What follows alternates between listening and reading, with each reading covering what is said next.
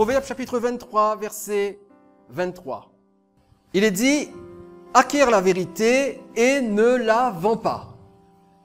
Un verset court, mais extrêmement puissant. Un verset que nous avons besoin de comprendre. Dans ce proverbe, nous sommes mis en face de deux commandements de Dieu. Premièrement, acquérir la vérité, c'est-à-dire chercher à obtenir la vérité en payant le prix nécessaire. Deuxième commandement, ne pas vendre la vérité, c'est-à-dire tout faire pour ne pas la perdre. Donc d'une part, l'acquérir, la saisir, l'obtenir et ensuite la protéger, ne pas la perdre. Et cela n'a pas manqué de soulever une question dans mon esprit. Que vient faire ce double commandement dans la Bible? Plus exactement, en quoi cela nous concerne-t-il? Est-ce que vous et moi, nous avons quoi que ce soit à voir avec cette parole qu'a prononcée le roi Salomon dans le livre des Proverbes? Acquiert la vérité et ne la vends pas. Eh bien, avant de répondre à notre question, je voudrais juste soulever quelque chose avec vous. Savez-vous que tous les ans, dans certains pays, on élit ce qu'on appelle le mot de l'année? C'est-à-dire, on désigne un mot ou une expression qui est à la mode et qui caractérise ou alors un événement ou alors une tendance particulière dans la société à cette période précise. Par exemple, en France, le mot de l'année en 2014 était « transition ». Ce qui veut dire qu'en France, on a estimé que c'est la transition, la notion de transition qui a marqué la société française. Celui de 2015, toujours en France, c'était « laïcité ». Et on se souvient que justement en 2015, il y avait tout un débat sur la laïcité et on n'a pas arrêté de nous, excusez-moi l'expression, mais de nous bassiner avec la laïcité. Eh bien voyez-vous, en Angleterre maintenant, selon le dictionnaire d'Oxford, le mot de l'année 2016 était post-vérité. Et c'est pas loin de nous 2016, l'année dernière. L'année dernière, la société anglaise a décidé que le mot de l'année était post-vérité. Alors qu'est-ce que cela veut dire? Que veut dire le mot post-vérité? Dans post-vérité, il y a tout d'abord un préfixe post qui signifie après. Par exemple, lorsque nous parlons d'un traitement post-opératoire, qu'est-ce que ça veut dire?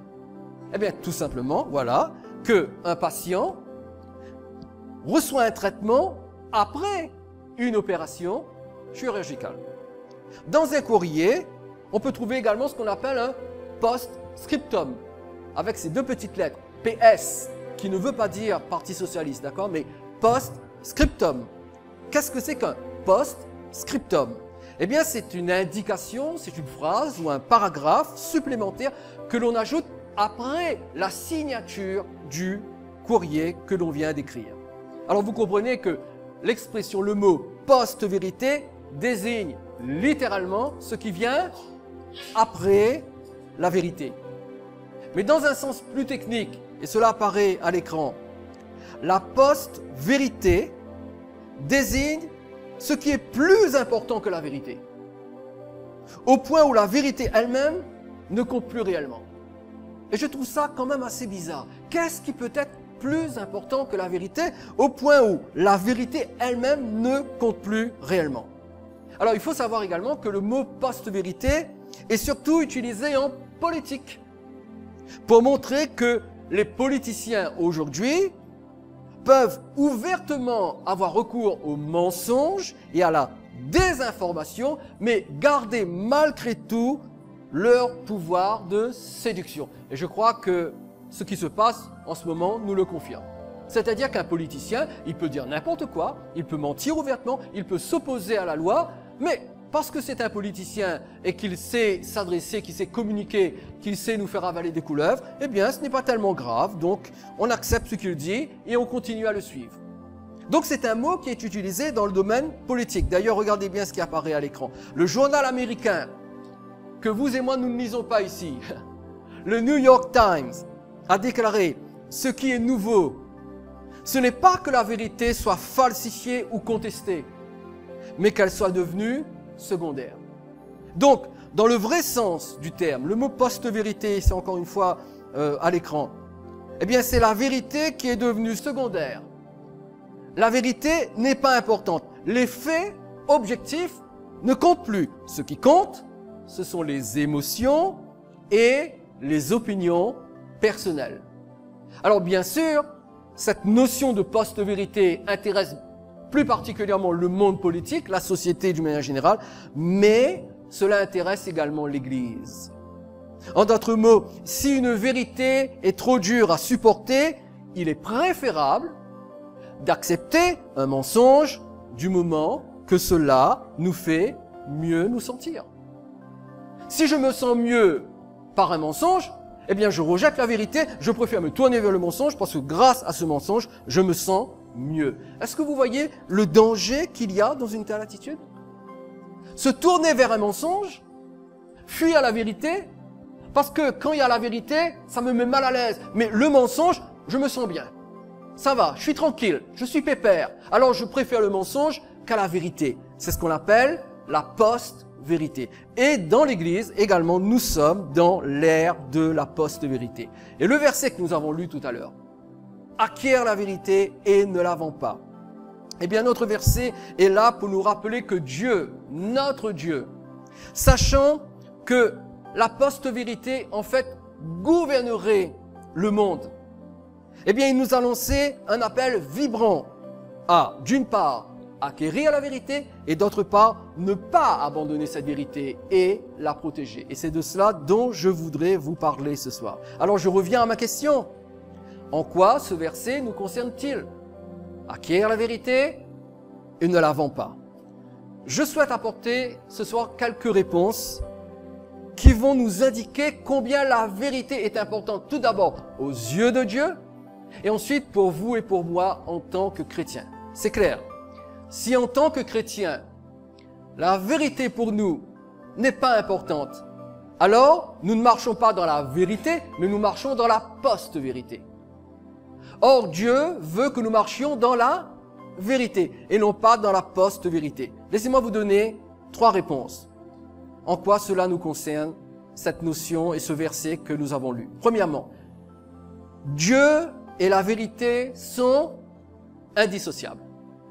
C'est-à-dire, on ne peut pas séparer Dieu et la vérité. Tout d'abord, il ne faut pas oublier que dans la Bible, Dieu est appelé le Dieu de vérité.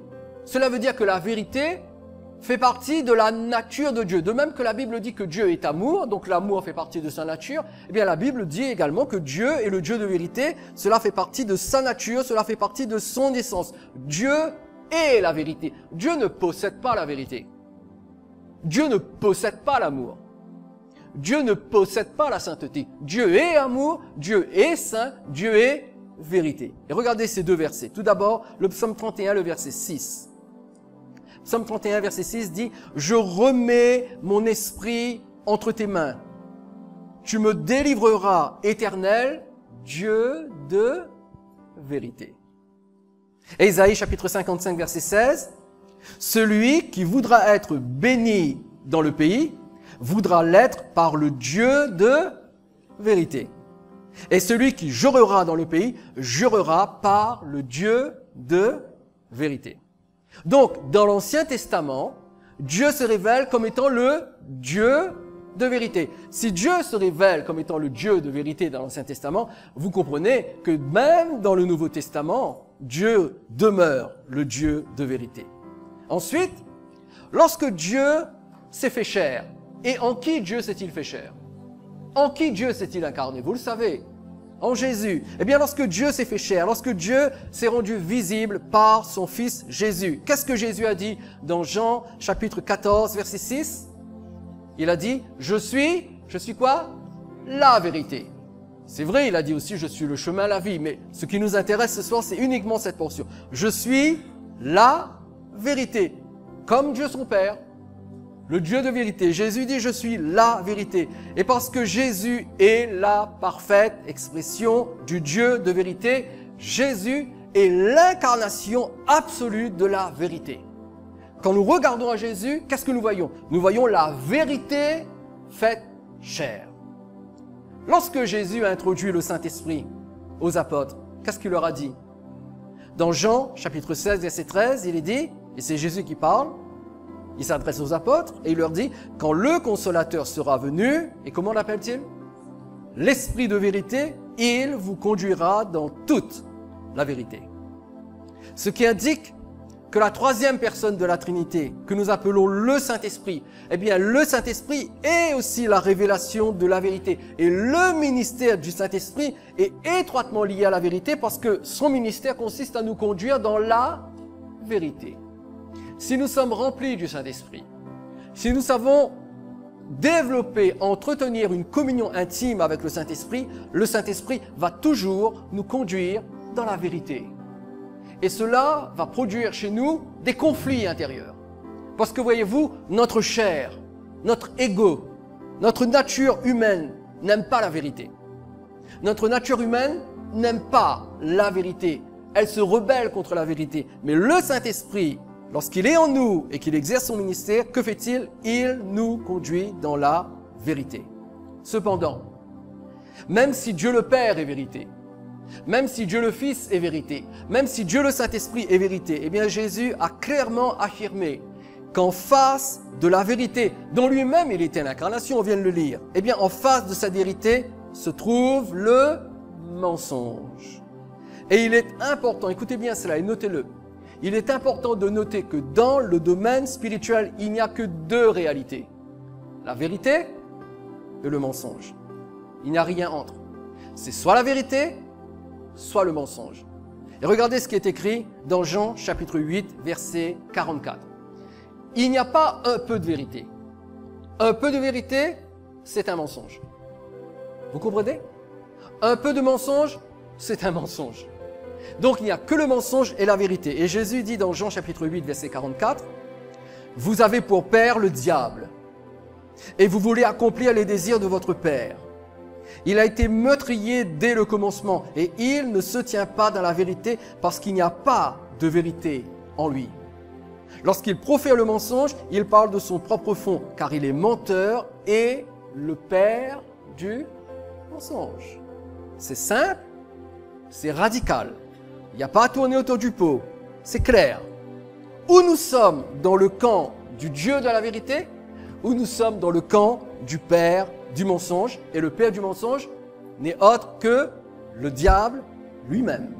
Et Jésus dit, lorsqu'il profère le mensonge, le diable, il ne fait aucun effort. Parce que dès qu'il parle, c'est un mensonge. Nous avons l'habitude de dire, et je le répète ce soir, mettez une vérité dans la bouche du diable et cette vérité devient un mensonge. Lorsque Jésus a été tenté, vous vous souvenez? Le diable lui a cité des paroles de l'Ancien Testament. Il lui a cité des extraits de psaumes et de prophètes. Cela faisait partie des Écritures, donc de la vérité. Mais vous prenez un verset de la Bible, qui est la vérité, vous prenez ce verset, vous le mettez dans la bouche du diable, ce verset qui est la vérité devient dans la bouche du diable un mensonge. Parce que quand le diable parle, il ne peut pas faire autrement que de mentir. Il est le menteur et il est le père du mensonge. Il n'y a pas de zone intermédiaire. Il n'y a pas de zone intermédiaire où nos opinions personnelles comptent. Il y a ou la vérité de Dieu ou le mensonge du diable. Et trop souvent, vous et moi, nous sommes dans le camp du mensonge du diable lorsque nous ne nous appliquons pas à connaître la vérité de Dieu. Il n'y a pas de neutralité dans le monde spirituel. On est ou dans le camp de Dieu ou dans le camp du diable. C'est pour cela que j'affirme, écoutez bien, j'affirme que Dieu, le Dieu en qui nous croyons, est un Dieu exclusif. Dieu est exclusif. C'est-à-dire Dieu a l'exclusivité de la vérité et de la vie éternelle. En dehors du Dieu de la Bible, en dehors du Dieu et Père de Jésus-Christ, toute prétention à une connaissance quelconque de Dieu ou à un quelconque salut, c'est un mensonge. C'est pour cela que Jésus a dit, je suis le chemin, je suis la vérité, je suis la vie. Ça n'existe pas en dehors de Jésus-Christ. Regardez Isaïe chapitre 45, verset 5. Le Seigneur dit, je suis l'Éternel et il n'y en a point d'autre. Or moi, il n'y a point de Dieu. Il n'y a qu'un seul Dieu. Sommes-nous, vous et moi, capables de confesser cela ou craignons-nous de blesser les adeptes des autres religions? Pensons-nous que toute spiritualité mène à Dieu? Il est important de comprendre que toutes les spiritualités ne sont pas obligatoirement bonnes. Il faut absolument être vigilant et choisir. Il n'y a qu'un seul Dieu, il n'y a qu'un seul chemin, il n'y a qu'une seule vérité, il n'y a qu'une seule vie. Il porte un nom, Jésus. Uniquement Jésus, et c'est seulement par lui que nous venons à Dieu. Devant Pilate, vous vous souvenez, lorsque Pilate a fait comparaître Jésus pour le condamner à mort, lorsque Pilate a dit « Mais tu sais que moi j'ai le pouvoir de te faire exécuter ou de te relâcher, alors réponds à mes questions. » Donc devant Pilate qui allait le condamner à mort, qu'a fait Jésus? Jésus a fait une confession, une seule.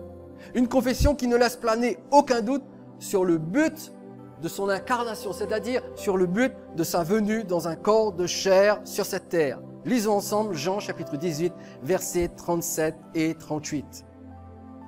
Pilate lui dit, « Tu es donc roi ?» Jésus répondit, « Tu le dis, je suis roi. » Et comprenez que pour Pilate, c'était un problème parce que Pilate était gouverneur au nom de l'empereur romain. Donc que quelqu'un d'autre prétende être roi alors que lui-même, Pilate, il est soumis à l'autorité de l'empereur romain et que c'est l'empire romain qui gouvernait une grosse partie du monde, lorsque Jésus dit « Tu le dis, je le suis », Jésus prend d'énormes risques. Et Jésus ajoute « Je suis né et je suis venu dans le monde, pourquoi ? Pour rendre témoignage à la vérité. Quiconque est de la vérité, écoute ma voix. » En d'autres termes, quiconque est à la recherche de la vérité, quiconque veut la vérité, quiconque a soif de la vérité, il écoute ma voix. Ce qui veut dire que celui qui n'écoute pas ma voix, la vérité ne l'intéresse pas. Il se plaît dans le mensonge. Et Pilate lui dit au verset 38, « Qu'est-ce que la vérité ?» Et dans tout ce que Jésus a dit, dans tout ce que Jésus a fait, Jésus n'a jamais cessé de rendre témoignage à la vérité. C'est simple, mes amis. Quand vous ouvrez les évangiles, Matthieu, Marc, Luc et Jean, que vous lisez les évangiles, lorsqu'en lisant les évangiles, nous contemplons Jésus dans les évangiles, qu'est-ce que nous faisons? Nous contemplons la vérité en action. Jésus est la vérité, mais pas seulement dans les mots qu'il prononce, mais dans les gestes qu'il fait, dans les actions qu'il accomplit. Jésus est la vérité en action. Alors bien sûr, Pilate ne comprenait pas ce que Jésus lui disait. Alors Pilate pose la question, qu'est-ce que la vérité? Et aujourd'hui, dans cette époque de confusion, où tout est devenu relatif, où la vérité est passée au second plan, aujourd'hui, beaucoup de gens, même des chrétiens, disent « Qu'est-ce que la vérité ?» Où se trouve la vérité? Vous savez qu'il y a des croyants qui sont dans la confusion parce qu'il y a trop d'églises. Il y a trop de doctrines. Il y a trop de confessions chrétiennes. Alors il y a des gens qui sont dans la confusion, ils se disent « Mais où est la vérité? Qu'est-ce que la vérité ?» Et c'est peut-être une question que vous et moi nous nous posons. Et nous pouvons répondre à cette question de la manière suivante. Et elle apparaît ici à l'écran. Et je vous invite à prendre note de la réponse à cette fameuse question. Qu'est-ce que la vérité? Et vous avez remarqué que Jésus n'a pas répondu à Pilate. Il n'avait pas à répondre à Pilate. Parce que Pilate ne cherchait pas la vérité. Pilate exerçait son autorité politique, c'est tout ce qui l'intéressait. Pilate a posé la question, qu'est-ce que la vérité? Jésus n'a pas répondu, mais ce soir, vous et moi, nous pouvons répondre à cette question. La vérité, c'est l'ensemble des révélations, écoutez bien, c'est l'ensemble des révélations qui coïncident, qui correspondent avec le caractère, la volonté et la façon d'agir de Dieu, manifesté en la personne du Père, du Fils et du Saint-Esprit. En d'autres mots, tout ce qui ne correspond pas à la personne de Dieu, au caractère de Dieu, à la nature de Dieu, à la façon d'agir de Dieu, si cela ne correspond pas à ce que je viens de citer, ce n'est pas la vérité.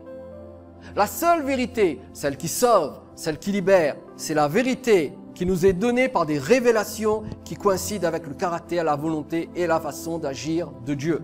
Mais alors, la question elle est simple, où trouvons-nous ces révélation? Si Dieu a dit qu'il est le Dieu de vérité, et que cette vérité s'est incarnée en son Fils Jésus. Comment pouvons-nous avoir accès à cette vérité? Où trouvons-nous les révélations qui nous donnent accès à la vérité de Dieu? Dans les Saintes Écritures, dans la Bible. Jean chapitre 17, verset 17. Jésus dit, « Sanctifie-les par ta vérité, ta parole est la vérité. » Et c'est ce que Jésus dit ici dans sa fameuse prière sacerdotale que vous trouvez dans Jean chapitre 17. Et nous comprenons que si Jésus est la parole faite chair, eh bien la Bible, elle, c'est la parole écrite. Écoutez bien ce que je veux vous dire. Jésus et la Bible, tous les deux, constituent la même vérité. On ne peut pas séparer Dieu de sa parole. On ne peut pas séparer Jésus de la parole de Dieu, parce que les deux constituent la même vérité. La vérité qui est en Jésus est dans une totale et parfaite harmonie avec la vérité qui est dans la Bible. C'est la raison pour laquelle nous ne pouvons pas séparer la Bible de Dieu. Il y a des gens qui disent, moi, Dieu m'intéresse, je crois en Dieu, mais je ne veux pas de la Bible. Eh bien, si tu ne veux pas de la Bible, tu repousses Dieu. Parce que le Dieu invisible qui s'est incarné en son Fils Jésus nous a donné un moyen sûr et unique de le connaître, c'est la Bible. Aucune religion ne révèle Dieu. Aucune confession chrétienne ne révèle Dieu. Aucune religion orientale ne révèle Dieu. Dieu s'est révélé en la personne de Jésus. Jésus est monté s'asseoir à la droite du Père dans le ciel. Et toutes les révélations concernant Dieu ont été consignées par écrit dans ce livre. Et c'est au travers de ce livre que Dieu se révèle à nous. Donc la vérité qui est en Jésus est en parfaite harmonie avec la vérité qui est dans la Bible. Il n'y a absolument aucune différence entre les deux. Dès que nous séparons le Christ et la Bible, et que nous faisons passer autre chose entre, c'est-à-dire nous faisons passer notre tradition, notre Église, notre culture, notre dénomination chrétienne, lorsque nous faisons passer ces choses entre la Bible et le Christ, que se passe-t-il? Nous nous coupons de la vérité et nous nous exposons à de graves dangers. Ce qui m'amène à ma seconde réponse. Rappelez-vous, la première réponse, c'est Dieu et la vérité sont indissociables. On ne peut pas les séparer. Si nous venons à Dieu, nous venons à la vérité. Si nous cherchons la vérité, nous devons venir à Dieu parce qu'on ne peut pas les séparer. Et la deuxième réponse, c'est que seule la vérité est le garant de notre salut. C'est la raison pour laquelle on ne peut pas séparer Christ et la révélation de la vérité qui est dans la Bible. Si vous cherchez le salut en dehors de la Bible, en dehors de Christ, c'est impossible. Parce qu'il n'y a que la vérité qui assure notre salut. Jésus dit dans Jean chapitre 8, verset 32, « Vous connaîtrez la vérité et la vérité vous affranchira. » Tout le monde sait ce que veut dire affranchir? Libérer, rendre libre. Et Jésus dit que la vérité qu'il est venu proclamer a la capacité de rendre libre. Notez, Jésus ne donne pas une formule, Jésus ne donne pas une recette, Jésus ne donne pas un rituel, Jésus donne la vérité. Nous aurions préféré que Jésus nous donne une formule, vrai pas vrai? Nous aurions préféré que Jésus nous donne un rituel. D'ailleurs, il y a des gens qui ne peuvent pas s'en passer. Ils sont toujours à la recherche d'un rituel. Parce qu'ils n'ont pas compris que le rituel et la recette et la formule ne libèrent pas. Il n'y a que la vérité. Quelle est la différence entre le rituel, la recette et la vérité? Quand on reçoit un rituel, quand on cherche une formule, quand on cherche une recette, c'est pour rester passif afin que Dieu fasse tout. Alors que quand il s'agit de recevoir la vérité, on ne peut pas être passif. Au contraire, il faut être actif, il faut être réceptif. On peut recevoir un rituel, on peut se tourner vers une formule et ça peut faire un effet pendant un certain temps, mais ça ne va pas être aussi profond que l'action de la vérité. Lorsque je suis actif et que je reçois la vérité, cette vérité va descendre plus profond de mon âme. Et cette vérité qui vient de Dieu va agir en moi, va agir dans des recoins de mon âme qu'aucun rituel, aucune formule, aucune recette ne pourra toucher. C'est pour cela que, s'il faut choisir entre la recette, la formule, le rituel et la vérité, prenez la vérité. Elle va vous libérer durablement, parce que la vérité va pénétrer en vous et cette vérité va vous libérer de l'intérieur. Elle ne va pas vous libérer de l'extérieur, elle va vous libérer de l'intérieur, contrairement au rituel, lui, qui agit de l'extérieur. Mais ce que j'aimerais noter également avec vous, c'est que Jésus a dit, vous connaîtrez la vérité et la vérité vous rendra libre. Il s'agit de la vérité. Pas d'une vérité quelconque, mais la vérité. Pas une vérité parmi d'autres vérités, mais la vérité. Et cela nous ramène à l'exclusivité de Dieu. Tout comme Dieu, la vérité de Dieu est exclusive, c'est-à-dire la vérité de Dieu ne supporte aucune concurrence. Dieu refuse tout concurrent. Dieu ne veut pas que nous l'adorions lui et que nous adorions un autre Dieu. Tu n'auras pas d'autre Dieu devant ma face, dit le Seigneur. Eh bien, c'est exactement la même chose. Dieu veut pour nous la vérité et rien d'autre que la vérité. Lorsque Jésus a parlé à Nicodème, il a dit à Nicodème qu'il est impossible d'entrer dans le royaume de Dieu si nous ne naissons pas de nouveau. Vous trouverez ça dans Jean chapitre 3, versets 3 à 6. Mais qu'est-ce que la nouvelle naissance, réellement? Quand Jésus dit à Nicodème, tu ne peux pas entrer dans le royaume de Dieu si tu ne nais de nouveau, si tu ne nais d'eau et d'esprit. Qu'est-ce que c'est que cette nouvelle naissance? Eh bien, il s'agit d'un engendrement spirituel, une renaissance spirituelle que le Saint-Esprit accomplit en nous. Mais seulement voilà, comment le Saint-Esprit va-t-il nous engendrer spirituellement? Comment le Saint-Esprit va-t-il nous faire naître de nouveau spirituellement? Regardez ce qui est écrit dans Jacques, chapitre 1, verset 18. Jacques dit, il, c'est-à-dire Dieu, nous a engendrés, c'est-à-dire il nous a fait naître. Il nous a engendrés selon sa volonté par la parole de la vérité, afin que nous soyons en quelque sorte les prémices de ces créatures. Question, comment est-ce que le Saint-Esprit nous fait naître de nouveau? Par la vérité. S'il n'y a pas la vérité, il faut se poser des questions sur la soi-disant nouvelle naissance. Il y a aujourd'hui dans certains milieux des gens qui prétendent être nés de nouveau, mais qui n'ont jamais entendu la vérité. On ne peut pas naître de nouveau si on n'entend pas la vérité.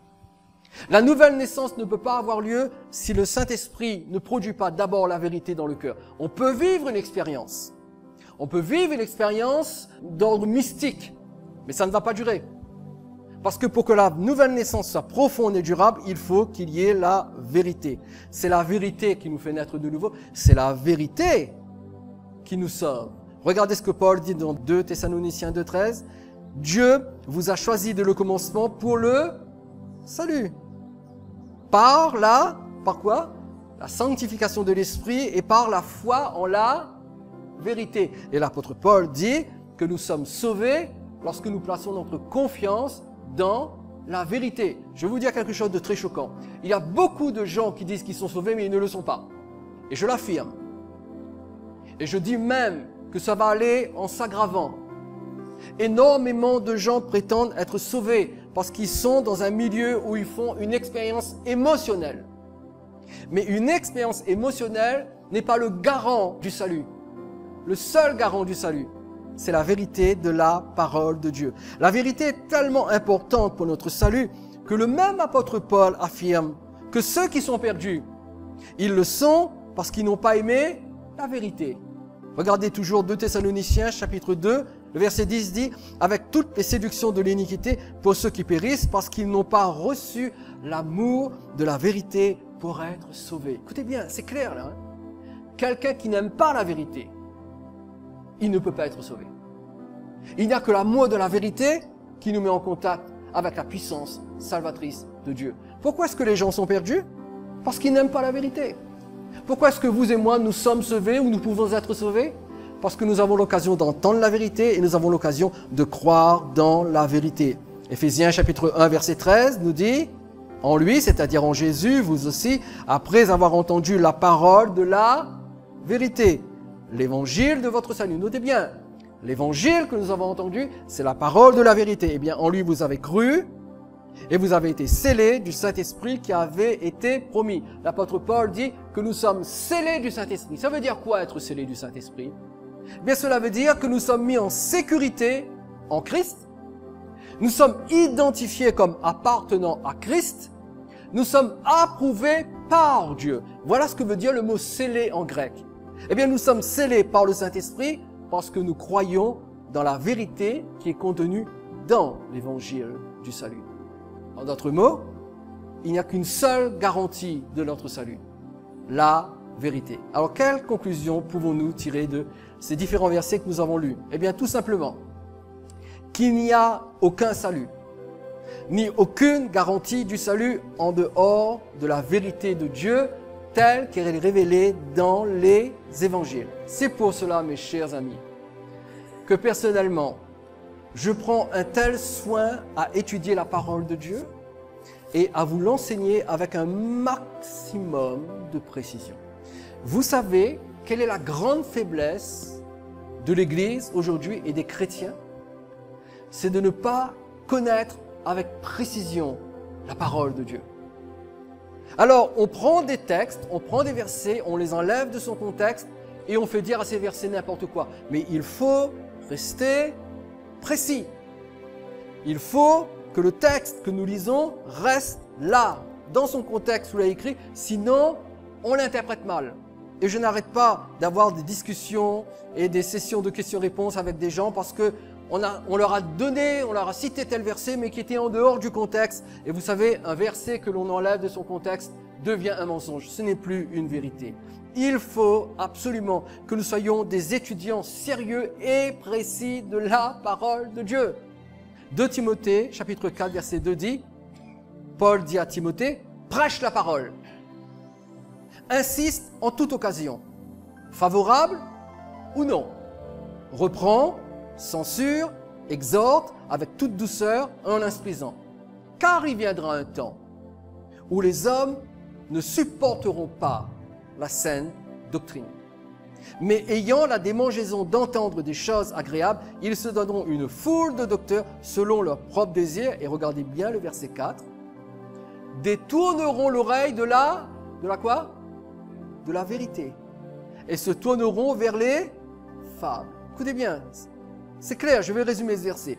Nous ne sommes pas appelés à prêcher les dogmes ou les doctrines spécifiques de notre tradition chrétienne, qu'elle soit catholique, qu'elle soit protestante, qu'elle soit luthérienne, qu'elle soit évangélique, qu'elle soit pentecôtiste, qu'elle soit... Peu importe, nous sommes appelés à prêcher la parole. Paul dit à Timothée, prêche la parole. Paul ne dit pas à Timothée, prêche les articles de foi de l'Église dont tu es pasteur. Non, il dit, prêche la parole. En d'autres mots, nous devons rester sur le texte. Nous devons rester sur ce que dit le texte et sur ce qu'il signifie réellement, sans changer le sens du texte pour qu'il corresponde aux articles de foi de notre Église ou de notre confession chrétienne. Et c'est cela, la fidélité à la vérité. Lorsque je reste sur le texte, je ne m'éloigne pas du texte, je reste dans le texte. Je ne fais pas passer les articles de foi de mon Église avant le texte. Je reste sur le texte. Et pourquoi est-ce que nous devons agir ainsi?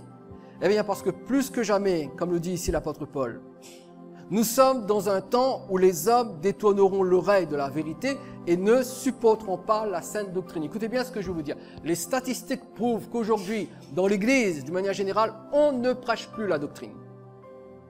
Les pasteurs n'enseignent plus la doctrine. Parce que les pasteurs veulent attirer du monde. Et s'ils prêchent la doctrine, ils n'attirent pas du monde. Et ils ennuient les chrétiens. Les chrétiens en ont marre de la doctrine. Ils veulent autre chose. Qu'est-ce qu'ils veulent? Ils veulent des fables. Mais pas ici à Libre Accès. Nous avons besoin de la parole et de la doctrine et non pas de fables. Et cette sainte doctrine, ce n'est pas la doctrine particulière d'une église, mais c'est la pure vérité que dispensent les textes de la Bible. Et c'est ce qui nous amène à notre troisième point pour terminer. Vous et moi en tant que chrétiens, nous sommes, en tout cas nous devons être, mais allons confesser cela positivement, nous sommes des soldats de la vérité. Vous et moi, si nous aimons Jésus, si nous croyons en Jésus, si nous croyons que Jésus est la vérité, si nous croyons que la parole de Dieu est la vérité et que c'est par elle que nous sommes sauvés, nés de nouveau, scellés du Saint-Esprit, alors nous devons être des soldats de la vérité. Regardez ce que l'apôtre Paul dit dans 1 Timothée chapitre 3, verset 15. Toujours à Timothée, il dit, « Mais afin que tu saches, si je tarde, comment il faut se conduire dans la maison de Dieu qui est l'église du Dieu vivant. » Donc l'église est la maison de Dieu. Et il précise, la colonne et l'appui de la vérité. L'apôtre Paul dit que l'église est la colonne et l'appui de la vérité. Toute Église doit être la colonne et l'appui de la vérité. Personnellement, j'estime que Libre Accès doit être la colonne et l'appui de la vérité. Nous n'en avons que faire des dogmes et des doctrines, des confessions. La colonne et l'appui de la vérité. Et ce verset doit être correctement interprété et compris. Nous apprenons que l'Église est la colonne et l'appui de la vérité. Et il est important de noter que l'Église n'est pas la source de la vérité. Je répète, l'Église n'est pas la source de la vérité. En d'autres termes, la vérité ne vient pas de l'Église. Ce n'est pas l'Église qui décide ce qui est vrai ou pas. Ce n'est pas l'Église qui décide ce qui est ou non la vérité. Et quand une organisation ecclésiastique déclare ce qu'est la vérité selon ses traditions, selon ses coutumes auxquelles elle est attachée, eh bien, que fait cette Église? Elle usurpe le rôle de Dieu.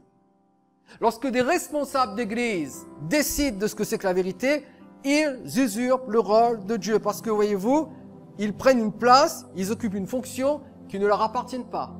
La vérité ne vient que de Dieu seul. L'Église, elle, qui n'est pas la source de la vérité, elle est le soutien et le rempart de la vérité. À quoi sert un rempart? Un rempart sert à ne pas tomber dans le vide. Eh bien, l'Église est le rempart de la vérité. C'est-à-dire que si quelqu'un cherche la vérité, il doit trouver la vérité dans l'Église et l'Église doit protéger la vérité pour que la vérité ne tombe pas en dehors de l'Église. Écoutez bien cela. Et ça apparaît à l'écran. Dieu est la source de la vérité. Il la communique à l'Église par les Saintes Écritures. L'Église, quel est son rôle? L'Église a pour rôle de protéger la vérité telle qu'elle a été donnée et non pas de la transformer par une décision propre. L'apôtre Pierre nous adresse une mise en garde extrêmement sérieuse qu'il faut absolument connaître. Regardez 2 Pierre chapitre 2, verset 1. 2 Pierre chapitre 2. Regardez bien ce que l'apôtre Pierre dit. Et aujourd'hui, ce verset concerne l'Église d'une manière toute particulière. L'apôtre Pierre dit, il y a eu parmi le peuple, c'est-à-dire parmi le peuple d'Israël, sous l'ancienne alliance, il y a eu des faux prophètes. Eh bien, il y aura de même parmi vous, dans l'Église, de faux docteurs. De faux docteurs, c'est-à-dire de faux enseignants, de faux prédicateurs, qui introduiront des sectes pernicieuses et qui, reniant le maître qui les a rachetés, attireront sur eux une ruine soudaine. Plusieurs les suivront dans leur dissolution, et regardez bien la fin du verset 2, et la voix de la vérité sera calomniée à cause d'eux. Écoutez bien ce que je vais vous dire. Les yeux de Dieu sont sur son Église. Avez-vous lu les premiers chapitres de l'Apocalypse? Avez-vous lu que Jésus marche au milieu de son Église? Dans le tout premier chapitre de l'Apocalypse. Jésus est présent dans l'Église et Jésus regarde l'Église pour voir si l'Église protège la vérité. Aujourd'hui, il y a beaucoup de faux docteurs, de faux prédicateurs dans des églises. Et ces faux docteurs, ces faux prédicateurs, que font-ils? Ils calomnient la voix de la vérité. Et cela se voit surtout dans les grandes églises qui fleurissent aux États-Unis et qui commencent également à fleurir en Afrique et qui touchent l'Europe. Surtout dans celles qui mettent l'emphase sur l'autorité de l'apôtre et l'autorité du prophète. Et dans beaucoup de ces églises, la vérité est calomniée. Pourquoi est-ce que je vous dis ça? Parce que je sais que vous allez sur Internet et que vous cherchez à écouter des prédications, à suivre des cultes. Et quelquefois, vous me demandez mon avis. Est-ce que tel prédicateur est bon? Est-ce qu'on peut l'écouter? Est-ce qu'il n'y a pas de problème? C'est très simple. Je vais vous donner quelques critères pour que vous puissiez discerner si oui ou non ces prédicateurs sont dignes d'être écoutés. Il y a des hérésies aujourd'hui qui sont mises en avant dans les églises qui calomnient la vérité. Et nous allons citer quelques-unes d'entre elles qui apparaissent ici au tableau. Premièrement, le reniement de la centralité de la croix. Si vous écoutez un prédicateur où dans son message, la croix n'est jamais présente, où la croix n'est jamais mise en avant, où la croix n'est pas au centre, on parle peut-être de la résurrection, mais pas de la croix. Pire même, on dit, la croix ce n'est pas important, c'est pas un Jésus mort qu'on loue, en qui on croit, c'est un Jésus ressuscité. Écoutez bien ce que je veux vous dire. On ne peut pas connaître le Christ ressuscité si tout d'abord on ne rencontre pas le Christ crucifié. Il faut d'abord venir à la croix pour rencontrer le Christ crucifié, et le Christ crucifié que l'on rencontre à la croix va ensuite se révéler à nous comme le Christ ressuscité. Mais si nous essayons de connaître le Christ ressuscité sans passer par la croix, nous risquons de connaître un faux Christ. Pas le vrai Christ, mais un faux Christ. Premièrement, le reniement de la centralité de la croix. Deuxièmement, la volonté de réformer la société. Si vous écoutez un prédicateur qui vous dit « Mais nous sommes l'Église, nous sommes le royaume de Dieu », c'est faux. Est-ce que vous savez, alors, écoutez bien, est-ce que vous savez que le royaume de Dieu n'est pas là? Le royaume de Dieu n'est pas là. Nous avons un avant-goût du royaume de Dieu en nous par le Saint-Esprit. Mais le royaume de Dieu n'est pas là. Et l'Église n'amènera jamais le royaume de Dieu sur la terre. Il n'y a qu'une personne qui peut amener le royaume de Dieu, c'est le roi. Jésus le roi, un jour, va amener le royaume de Dieu sur la terre. Mais pour le moment, le royaume n'est pas là. C'est pour cela que Jésus nous a dit de prier que ton royaume vienne. Parce que le royaume n'est pas là. Et si vous écoutez un prédicateur qui vous dit « Le royaume est là, nous sommes le royaume, mais nous allons changer la société », c'est une hérésie, c'est une fausse doctrine. L'Église n'est pas là pour changer la société. Dieu ne veut pas changer la société. La société ne sera jamais changée. La société ira en s'empirant parce que nous sommes dans les temps de la fin et que bientôt viendra le jugement. Donc, une prédication qui vous dit que nous allons changer la société, c'est un faux évangile. Ça ne se trouve pas dans l'évangile de Jésus. Troisièmement, la croissance numérique de l'Église au détriment de la sainteté. C'est-à-dire, on veut tellement avoir du monde qu'on ne prend plus en compte comment les gens vivent. Et on laisse les gens vivre n'importe comment. L'important, c'est qu'ils viennent et que ça fasse foule. Quatrièmement, l'abus de la prophétie pour prédire la prospérité de l'Église.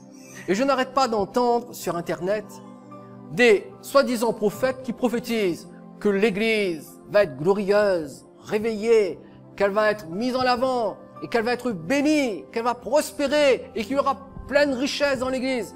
C'est faux. Ça n'arrivera pas. La seule chose qui arrivera à l'Église, c'est qu'elle va se sanctifier alors que le Seigneur fait reposer sa main sur elle pour la purifier parce qu'il vient pour une épouse pure. Cinquièmement, l'utilisation du divertissement à la place de l'adoration. Allez sur YouTube. Cliquez un moment de louange sur YouTube. Allez dans une grande église. Il y en a en Amérique et partout. Et regardez la louange.